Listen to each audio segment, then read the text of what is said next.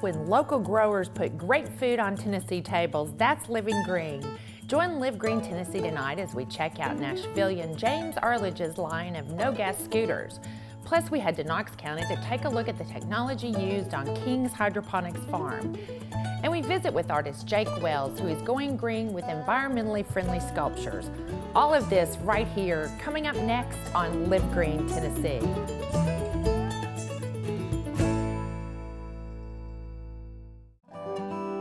This program is brought to you in part by Tennessee Department of Agriculture. This fall, there's fun worth finding just about every day at Tennessee farms, farmers markets, fairs, and festivals.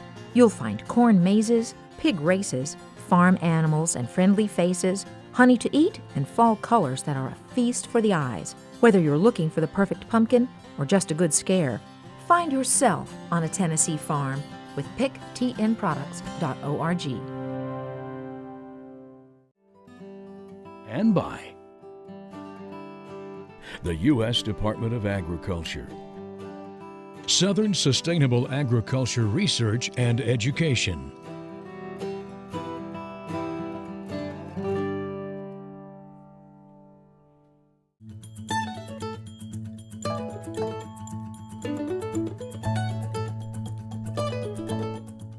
connecting the grower to the buyer, the country to the city, and smart shopping with a healthy lifestyle.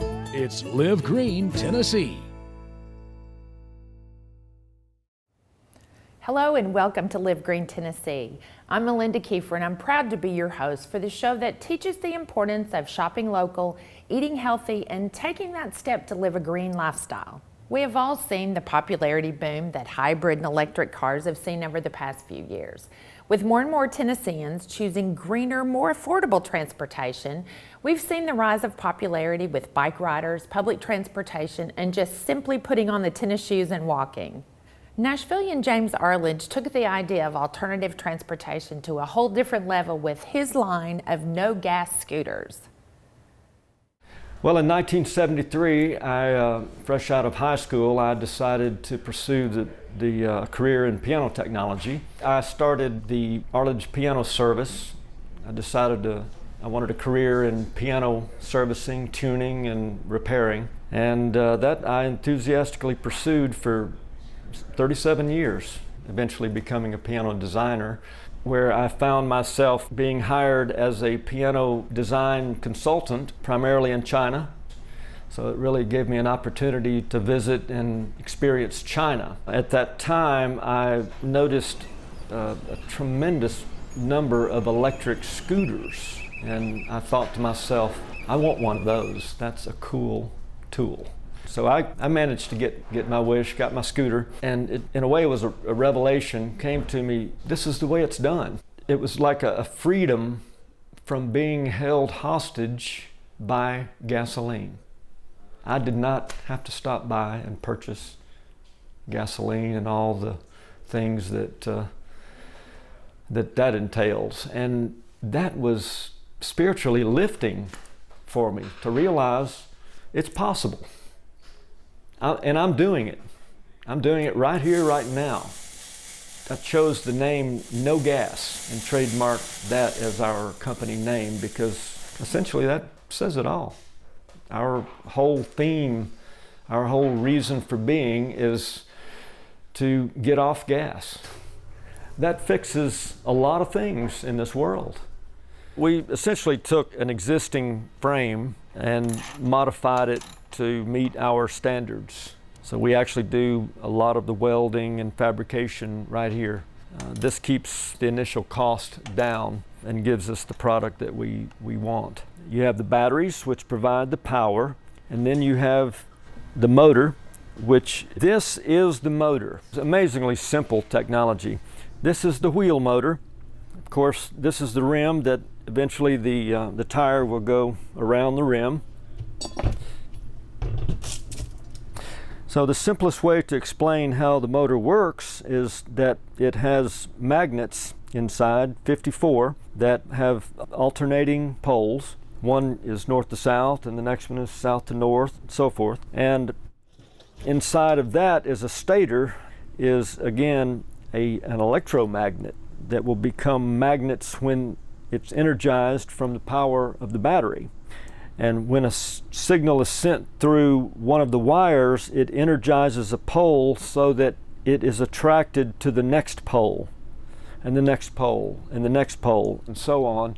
And this makes the wheel go around and provides all of the power in a very silent way, in a very clean way. Then ultimately, the wheel axle to support it to the scooter goes through, and you put a tire on it, put the covers on, and you have a wheel motor. Well, we just started on this morning. We'll modify the frame, reinforce the frame as we do all the frames to meet some rigorous standards. These are interesting batteries that are actually an option. They're much cheaper, but they don't last as long. They're only going to last a year or two before you have to change them, because they're made from diatomaceous earth. That's the bulk of the electrolyte that charges and gives you the energy. When the battery is spent, 95% of the material that is not either sent off to plastic or graphite or lead is actually used here as a high quality soil fertilizer for my vegetable garden out front. So we call that our battery garden. I just saw a big, huge tomato out there. I can't wait to sink my teeth into that. Totally safe, and I use it exactly for that. Our scooters run on 72 volt DC.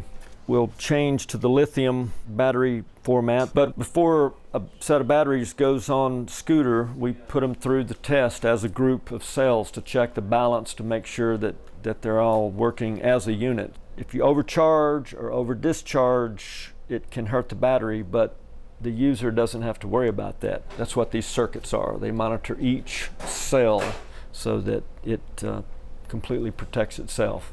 With electric motors, you basically, from a dead stop, have absolute full torque on the motor as soon as you apply it. So the torque band is virtually limitless from stop to maximum. It's very impressive when you actually ride one, that you can just be cruising along at 25 or 30, and if you feel like you need some power to get out of the way of something, if you open the throttle wide open, you get instantaneous response. So the ultimate challenge is to get people to give this technology a try. On a nice day, you may think to yourself, I think I'll take the scooter today. It's a nice day. I think I'll just enjoy a nice zero emissions ride. And for that day, you're taking action into the world that we hope to see in the future. So it's great. There's a lot more plugs than there are gas stations. So we actually have an infrastructure, don't realize it and are not utilizing it. What I'm amazed at is how deeply ingrained the gasoline culture is in each of us. We don't know how to get off of gasoline. We're almost afraid. We take almost no action. This has been the scenario since I can remember in the 70s. And for 40 years now, we've done virtually nothing. And this saddens me. This saddens me because I have grandchildren now. And I'm thinking, good gracious, what are they gonna think of us? Grandpa, why didn't you do something? Hydroponic technology is the growing of plants and systems without soil, in which the plants are fed the necessary water and nutrients for growth. But how does this work? And even more so, who is using this technology? Well, King's Hydro Farm in Knox County is one of the many who are continually searching for better, more progressive ways to go about traditional farming. Let's take a look at how 3 generations of the King family are continuing their growth and diversity with this story brought to us by Chris Smith of East Tennessee Public Television.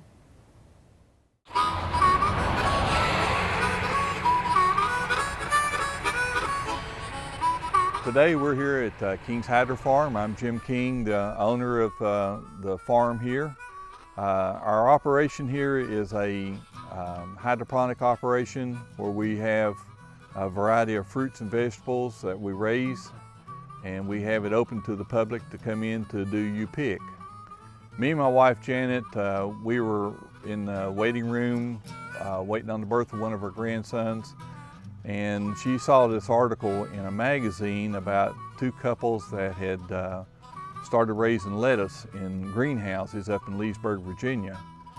We called the folks, went up and paid them a visit, found this to be a very interesting operation, and decided it was something we wanted to do further investigation to raise fruits and vegetables for our own personal use. After about 3 months of research, we decided to put up a small greenhouse to raise some vegetables, especially during the winter months. We started out with beets, turnips, some spinach, lettuce, and tomatoes, and we're quite successful at it.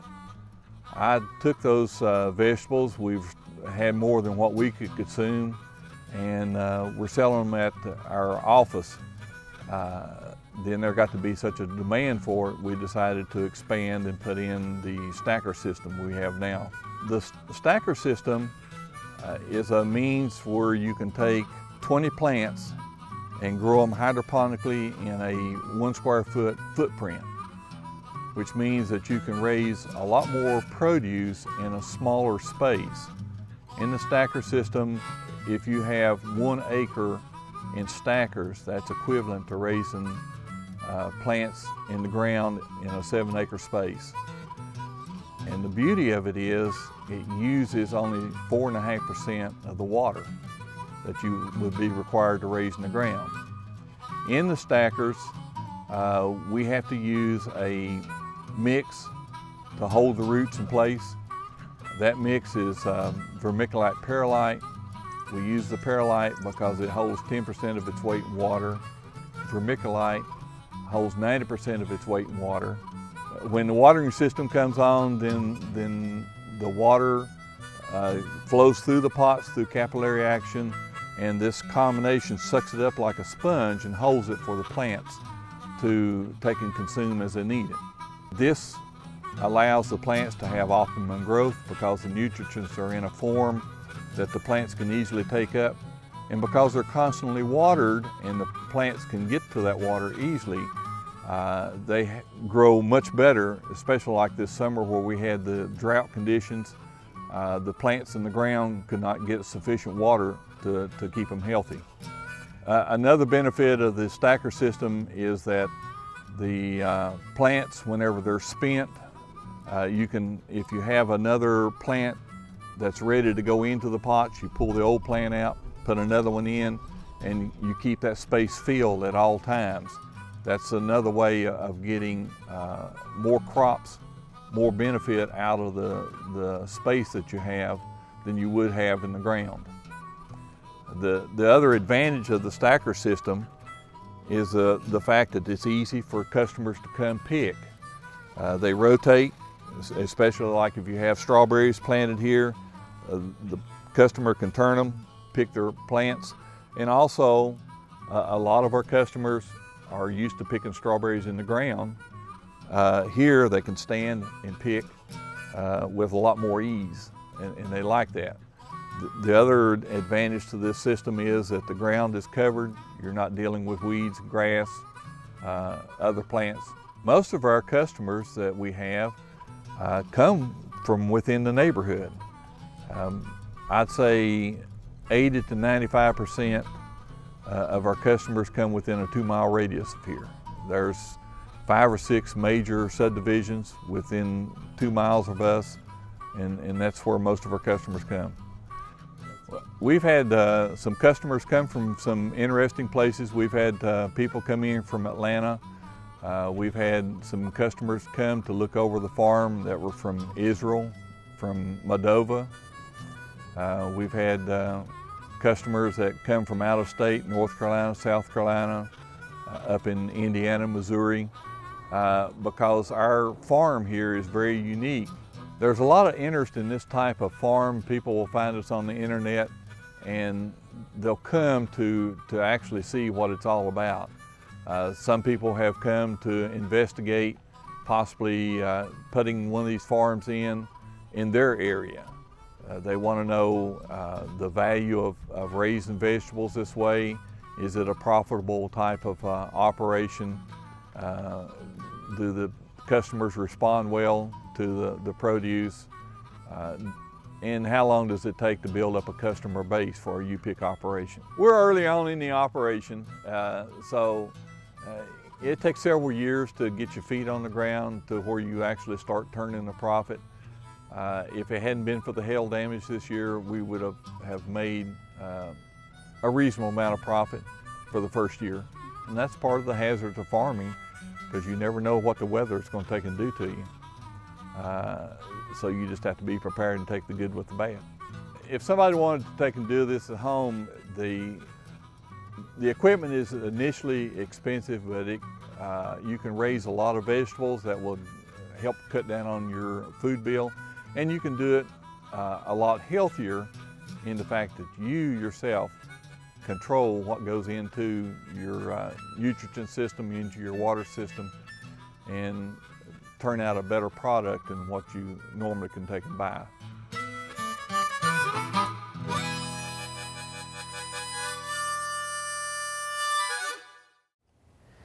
Tennessee abounds with amazing talent from local artists across the state. Art festivals are in full swing year-round, giving us the ability to share the beauty that each individual artist renders on a canvas, in pottery, or as a sculptor, or many of the other ways in which their creative process comes out. Pleasant View artist Jake Wells is choosing to let that creative process out in a way that not only makes for beautiful sculpture, but is doing so in a way that takes environment-friendly art to a whole new level. I had an art show in downtown Nashville. One of the guys who came to the show is also a painter, actually a house painter as well as an artist. And he had 80 gallons or so of house paint that he didn't know what he was going to do with it. I was trying to find an artist or somebody that could reuse it in a much more proper way. And Jake was the man. And then instead of going to a landfill or, God forbid, down a drain, this will be reused and then elevated to art, giving it another shot, another life. 80 gallons of paint, about $30 a gallon. So this is a really good deal. So I felt blessed, and I think he may have felt the same way about it, and I think the earth might feel the same way.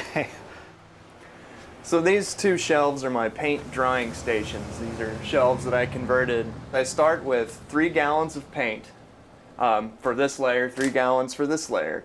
So I pour that out, and then that's got to dry for about 3 weeks.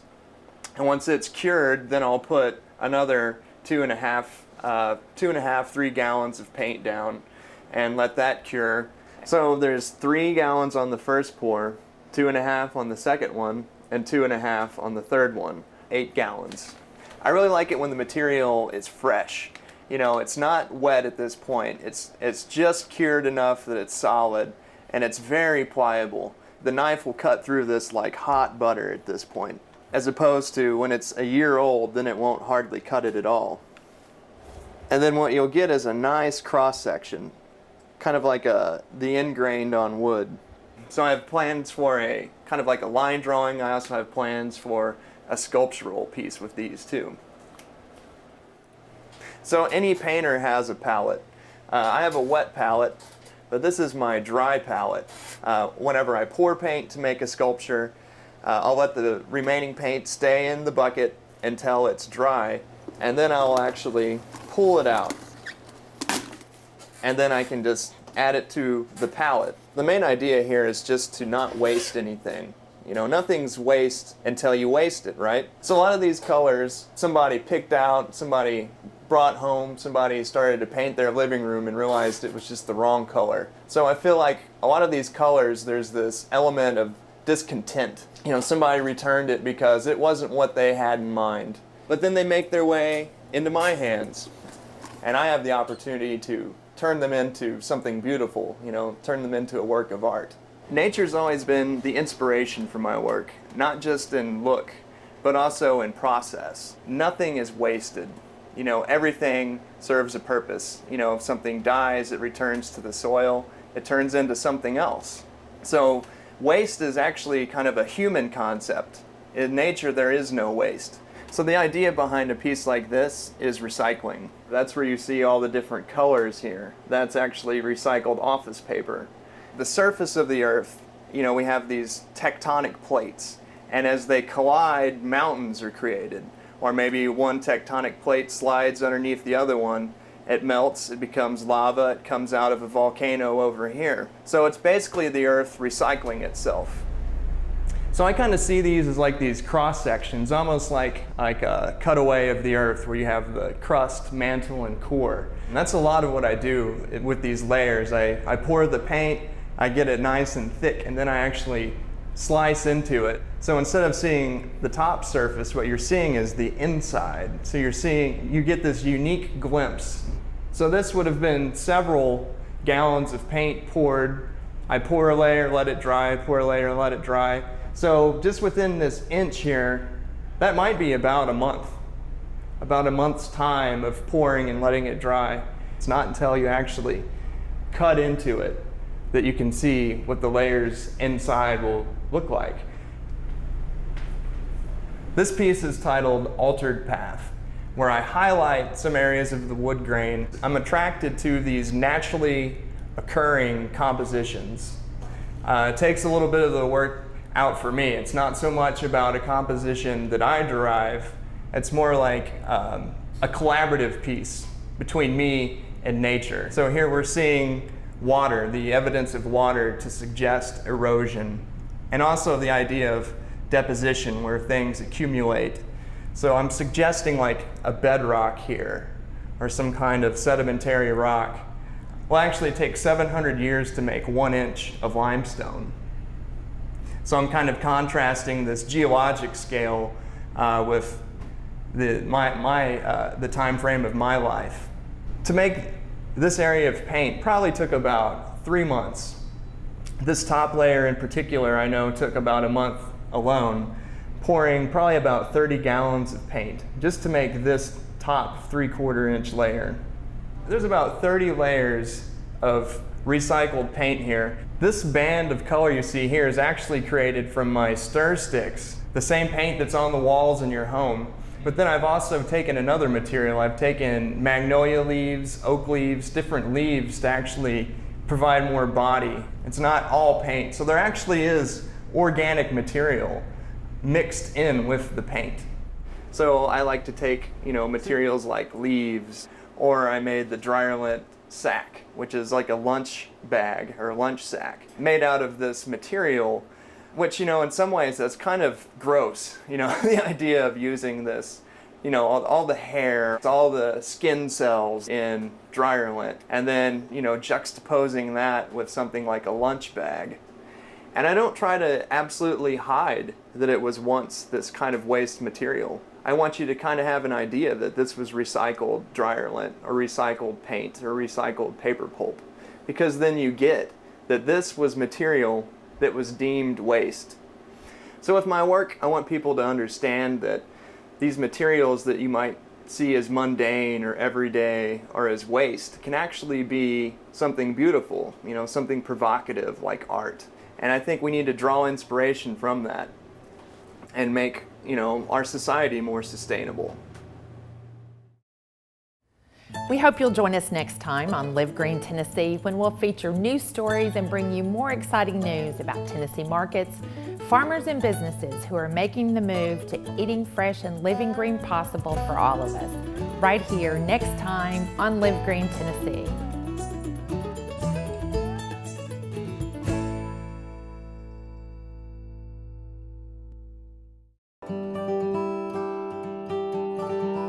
This program is brought to you in part by Tennessee Department of Agriculture.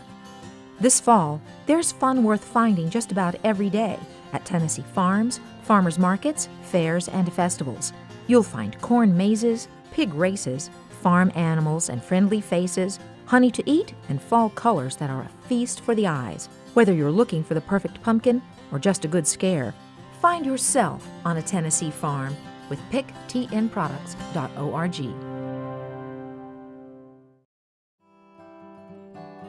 And by the U.S. Department of Agriculture, Southern Sustainable Agriculture Research and Education,